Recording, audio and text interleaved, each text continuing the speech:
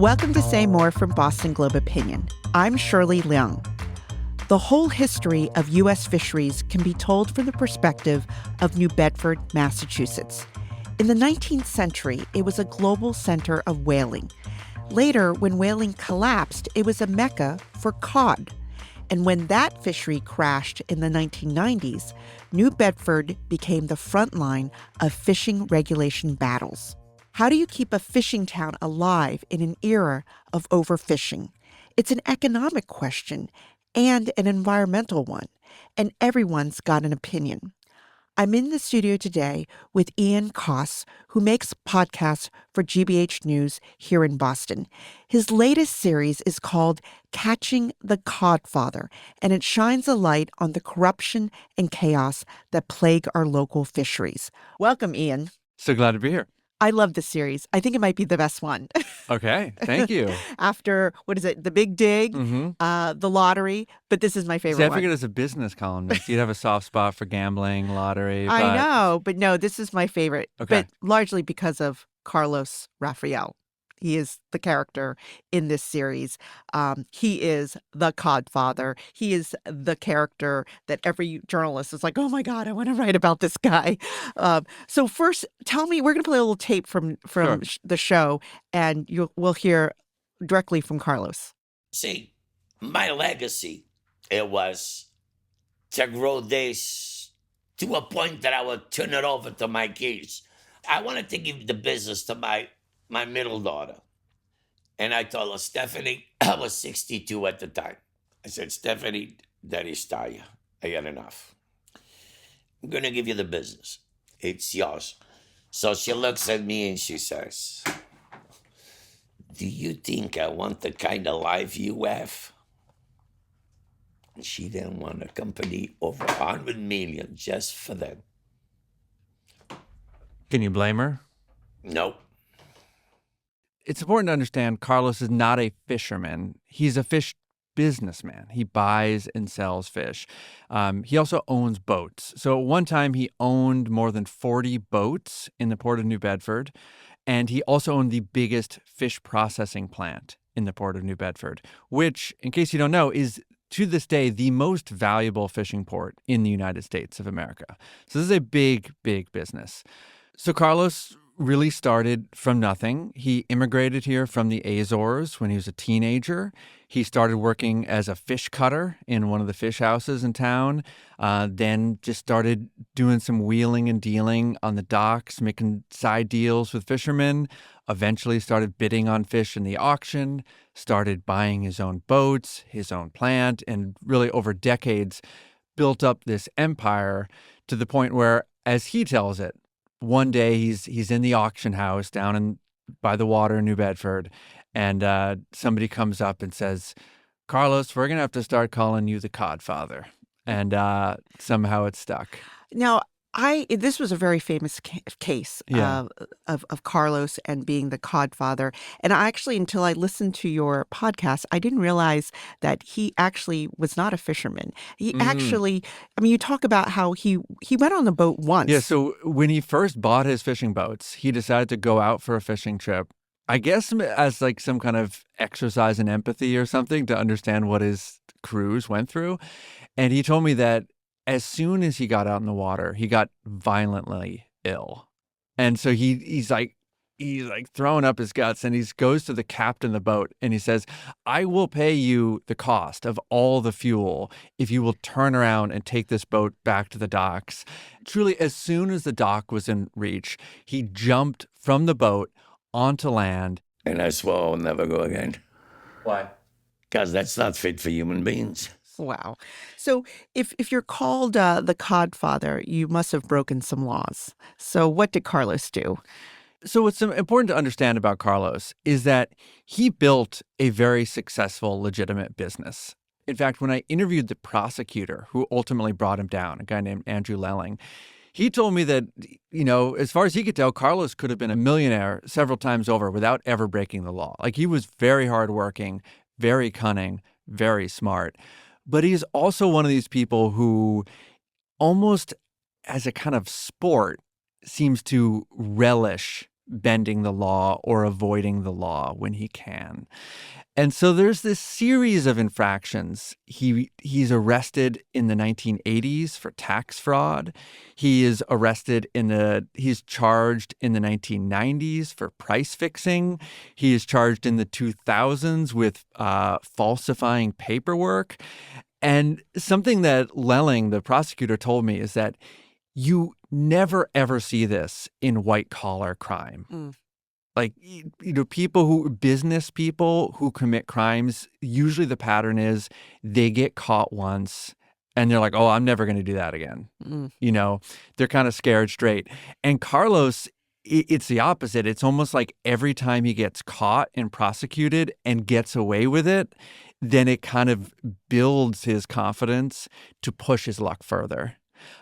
This all builds towards really his most elaborate scheme, the one that ultimately brings the empire down, which he called painting fish. That I wanted to see this for myself. This is kind of crazy. So I need to be clear. We're not talking about a paintbrush here. Okay. We're not literally painting the color of the fish. The painting is all happening on the paperwork. At this time, in the 90s and 2000s, you have these very tight limits. Again, back to your opening about the environmental controls, right, on fishing. There are these limits on what fish you can catch, and you can catch a specific amount of specific species. And so what Carlos figured out a way to do was, on paper at least, fudge the documents so that one species of fish would look like another species of fish. So he could be catching gray sole or cod, but as far as the government was concerned, it was all haddock. That's painting fish. That was the secret underneath this fishing empire that, again, ultimately would bring it down. Right. And Leung ended up becoming the U.S. attorney later, right? Leung. Exactly. But Carlos says his crimes weren't motivated by money. Right. So what was his motivation? Yeah, so this is what really drew me into the story in the first place. When I reached out to Carlos, he seemed like, okay, a colorful character who, did some bad stuff and got caught. Okay, simple story. But when you talk to him about it, he really insists that it was not about the money. It was not about getting rich. It was about protecting the people who worked for him. It was not for the money. See, I'm the type of guy that I know the whole team from the bottom up. I know what it takes, what you need to raise a family and to get ahead in life. And they forced me to do bullshit so I could keep all these people working.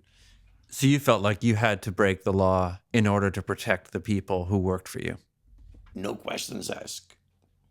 No questions asked. They force you to do it. They force me to cheat. That narrative is obviously kind of self-serving. And I was pretty skeptical of that when he first told it to me, when we sat down for that first interview. But the thing that really got my attention as I got deeper into the story is I started talking to other fishermen. I started talking to other people who worked in local government, who worked in regulation. And I would encounter this range of not necessarily sympathy for Carlos Rafael, but at least ambivalence about what he did. And in some cases, it was outright, I'd ask people point blank, is what he did wrong? And they would say no. So at one point in the podcast, someone says the West has their cowboys. In the East, we have our fishermen. Yeah. Can you talk about how this group of people why is it so hard to control and hard to regulate fishermen? Yeah. If you look at the waterfront, for millennia, this has attracted people who want to get away from society, right? I interviewed one of the top regulators for New England, a guy named John Bullard, who told me, it's like, fishermen go out to sea because they want to get away from people. That's right. Like, they don't go out there because they want to be constrained by arcane federal rules, right? And so it has this ethos around it of autonomy, independence. And so now introduce into that culture a system in which the government is tracking how many days a year you go out fishing, what kind of gear you're using, what areas of the ocean you're going to, what how many pounds of what species you're catching, maybe even requiring you to carry a government observer on the boat with you to observe you as you fish. So if you imagine those two things together, it's really it's bound for conflict. Let's talk about what preceded these regulations. Yeah. As I understand it, 50 years ago, the fisheries around New Bedford and around probably a lot of U.S. waters were pretty unregulated, Yeah. right? And foreign boats Right. were allowed to wade into the U.S. waters Yep. to catch our fish. And so talk more about how things used to be and why it changed. Yeah. It's hard for me to even picture it now, but I try to think about, so when I was young, I used to go out and whale watch cruises with my family, sometimes from the Cape or from Boston.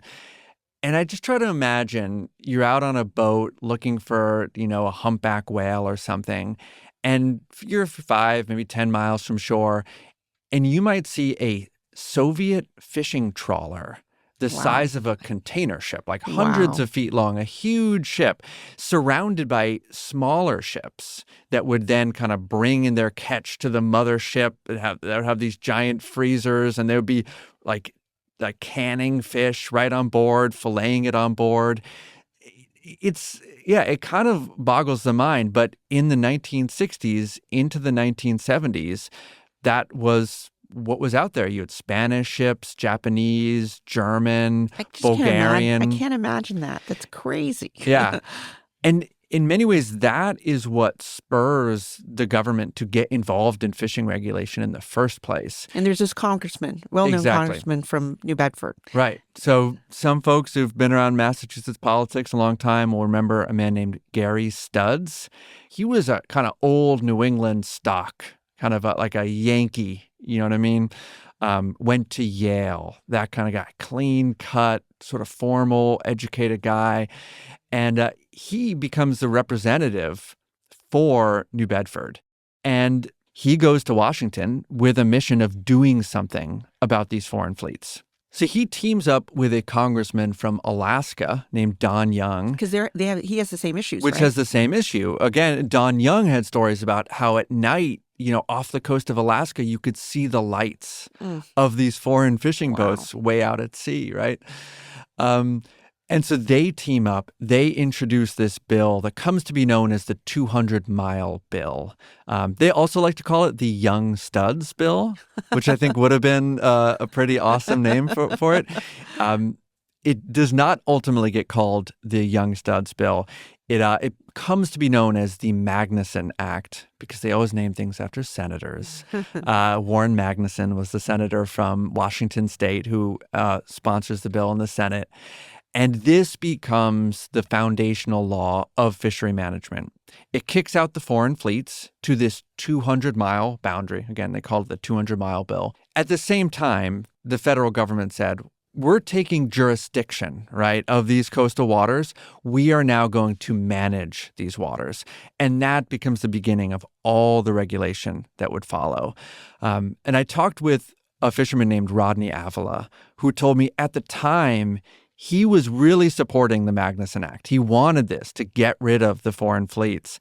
But he remembers he had an uncle who warned him. He said to me, you don't want the Magnuson Act. And I kept saying, why? They're going to take my fish. And he said to me, there'll still be enough fish to support you. But once you let the government into your living room, it's like your mother-in-law coming to visit you. You never get them out. And that's what happened, right? I mean, in the 1990s, a very important fishery collapse, cod, and then there were a whole new set of regulations that were put in place. Yeah. So what happened then? So what happens from the 1990s forward is that the science, which is done by the government, starts to show that these fish stocks are really in trouble. And so you have this ratcheting up of regulations. It starts with limiting how many days fishing boats go out. Then it expands to closing off big chunks of the ocean. We're talking about thousands of square miles. And then it really reaches its peak in the early 2000s when the government introduces what's known as a catch share system, where basically every fisherman is assigned a quota of this is how much fish you can catch. And when you talk to fishermen who are working during this period, there is this sense of frustration and kind of embattlement where every year it feels like the regulations get a little tighter and the hope is, okay, we're going to sacrifice now. And then next year it's going to turn around, or the year after that, things will be better. And yet the science kept, the science kept showing the fish were in trouble. The regulations kept getting tighter. And it really, for a lot of fishermen, it starts to feel like there is no future. But in the beginning, the fishermen really fought these regulations, right? For sure. Talk about there were protests, right? Yeah. So in the early 90s, when one of the first big waves of regulation came in, you had a flotilla of something like 30 boats that sailed from New Bedford up to Boston. It was in the middle of the winter. It was a very cold winter. They came into Boston Harbor. They came ashore. They went to the State House. They met with Governor Bill Weld, who was the governor at the time. So, yeah, there was a lot of attention around this. You had Congressman Barney Frank was very involved in this. Ted Kennedy was very involved in this. So there was a lot of political juice around this issue, around trying to protect fishermen. But at the same time, again, you have the science showing very clearly that the status quo is not sustainable. Something has to be done. And that is kind of the rock and a hard place of this. And how did Carlos become a symbol of this fight? I mean, depending on what your side you're on, he's either a total scumbag or a sort of a outlaw folk hero. Yeah. So Carlos is the person who kind of manages to buck the trend in that as the regulations are tightening, a lot of people are going out of business. Carlos keeps expanding. He keeps buying new boats. He keeps fishing. And for a while, it's a kind of mystery of like... Well, he's painting the fish. Exactly. This mystery of how is he doing it? How is he surviving? How does he have money to go out and buy up fishing boats that other people can't afford to keep out in the water? And of course, part of the reason is that he had this fish painting scheme going on underneath the surface. And so Carlos at that point becomes this very divisive figure. On the one hand, he represents somebody who, when their backs were against the wall, when it felt like there was no future for this industry, he found a way to keep going, to keep people employed, to keep the boats working. And so I've talked with a number of people who see him with this almost folk hero status, that he was doing this to protect us, to protect the industry. Seen from the other side, of course, he's not only flouting the regulations, he's also casting all this uncertainty on the science. Like there's now years of fishery data that has a big asterisk next to it because of Carlos Rafael, because we actually don't know what his boats were catching.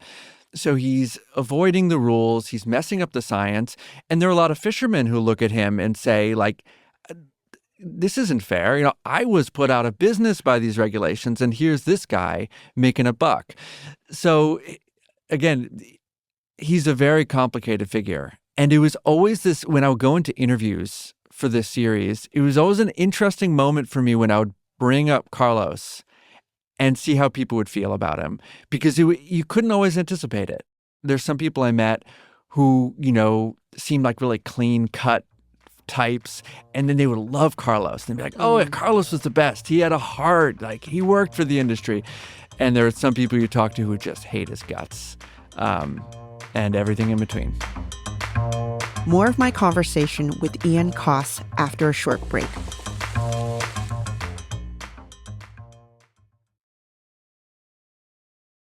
So, Ian, could there have been a better way to get fishermen on board with the science and regulations? I mean, looking back, how do you think the government could have done things differently? Yeah. So in the last few decades, there have been attempts at various kinds of collaborative research where the fishermen are brought into the process more. Because if you think about it, the commercial fishing boats are a tremendous source of scientific data. Some of these boats and captains are spending hundreds of days a year out at sea. They're obviously going to all different parts of the ocean. They're bringing up a tremendous amount of fish. And so the hope would be that the science and the fishing community really work hand in hand. That is not how it started. And I think there's a recognition now that there could have been more like that earlier on.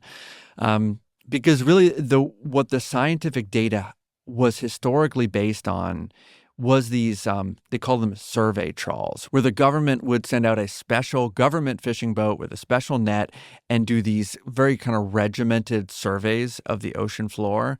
And we could spend a whole hour talking just about fishery science, but the short version is that these government surveys have been really, really controversial going back decades. And you talk to a lot of fishermen about it, and they really feel that the methods that the government use, the gear that they use, the analytical techniques that they use are deeply, deeply flawed. And so that is a big part of this whole kind of mistrust between the government and the fishing industry is the mistrust of the science itself.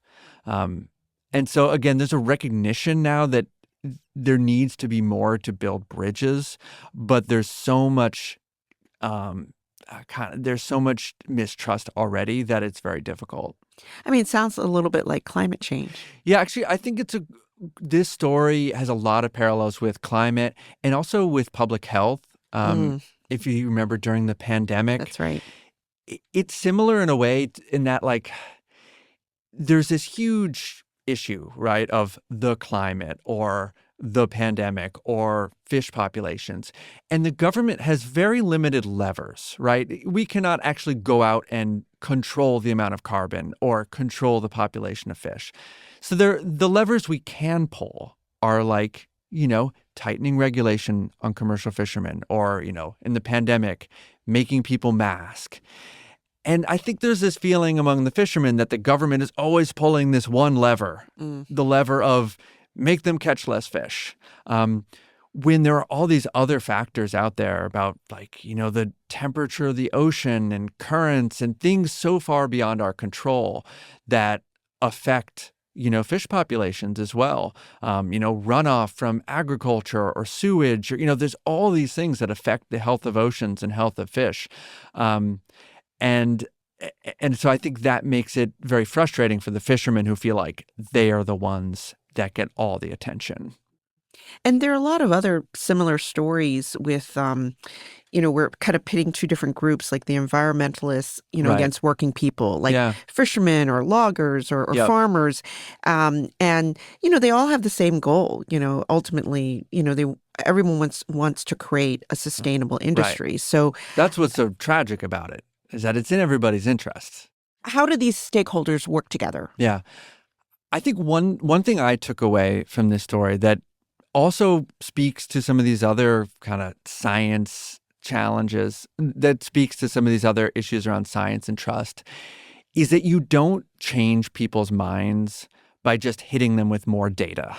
By coming out with more surveys that say, okay, well, we controlled for that factor and we, expanded the data set. Because you look at these fishery meetings and you can watch this, like the scientists and the fishermen and the fishing industry folks go back and forth, and it just doesn't get anywhere. And really, what has to happen is getting to a point where everybody feels part of the science, where, there's an actual collaboration between the industry and the regulators, where that sense of common vision and destination can emerge. And I think on a note of optimism, I would say that the cod fishery in New England is really a cautionary tale of what can happen when the trust and the relationship truly breaks down. But it doesn't have to be like that. There are other fisheries in this country where the relationship between the industry and government is much stronger. And we actually have a good example of that right here in New England with the scallop fishery. which today is the big moneymaker for the Port of New Bedford, it has had ups and downs for sure. But overall, that relationship between the industry and the regulators, the trust has been much stronger over the years. So it does not have to be the way it is with cod. So let's go back to the fish Yeah. on the docks of New Bedford. I mean, did it ever come back? What does it look like now? Yeah. So, I mean, when you hear stories about New Bedford in the 1980s or the 70s, and you picture this place where there's just hundreds of boats going in and out every day, where the docks are teeming, where you go to the auction house and every day there were fish, being unloaded, thousands and thousands of pounds of fish. You go there today and it's very quiet. There are still a lot of boats, but most of them are tied up at the dock most of the time. So the fishing stocks are even more depleted. The fish stocks themselves have never recovered in the way that the scientists and the industry had hoped. Despite all the regulation. And there's some people who think that because of climate change and other factors that codfish in particular may never recover to what it was historically.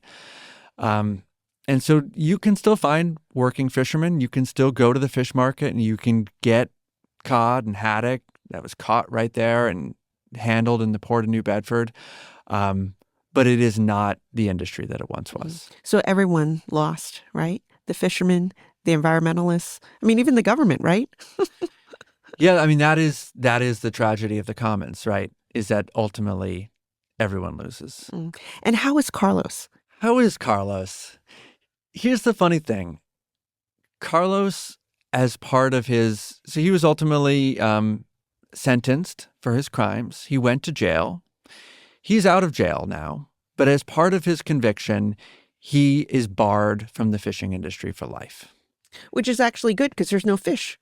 You know what? It's funny. When you ask Carlos about it, he says, they did me a favor. They did. They forced me to get out.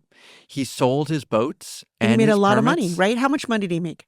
While he was sitting in jail at Fort Devens, he sold his boats and permits for almost $100 million. Wow. While in jail for 27 counts of federal financial crimes. And he didn't serve that much time, right? Because of COVID, actually, he got released to home confinement early. So he only ended up serving, I think, about 3 years and change. Wow. And made $100 million. Yep. But here's the funny, just final little twist for you. While I was working on the series, I would go down to the docks all the time to walk around, talk to fishermen, look at the boats, and I would run into Carlos Rafael all the time. The man is just, I don't know, he's just around. And I don't know if he's got some kind of new side business that he's not talking about, or I don't know if he just likes looking at the fishing boats and reminiscing, but you can still find him walking the docks of New Bedford, the Codfather himself. I heard he's in real estate, right? He's a real estate mogul now. Yeah, he's also taken some of that $100 million and plowed it into local real estate. So my last question is about this song you have in your podcast. Yeah. Let's talk about the song. It's about New Bedford. Where did you find this? It's very catchy. Okay. So I have to give a shout out here. I have a friend who is also a tremendous resource for this project. He's a reporter based in New Bedford named Ben Burke. And he was the one, when I was down there working on the series, we were talking at some point about music because we're both musicians and kind of music heads. You actually sing on the podcast. Briefly. And so credit where credit is due. Ben was the one who was like, do you know who George Ferreira is? Have you heard the song Viva Viva New Bedford?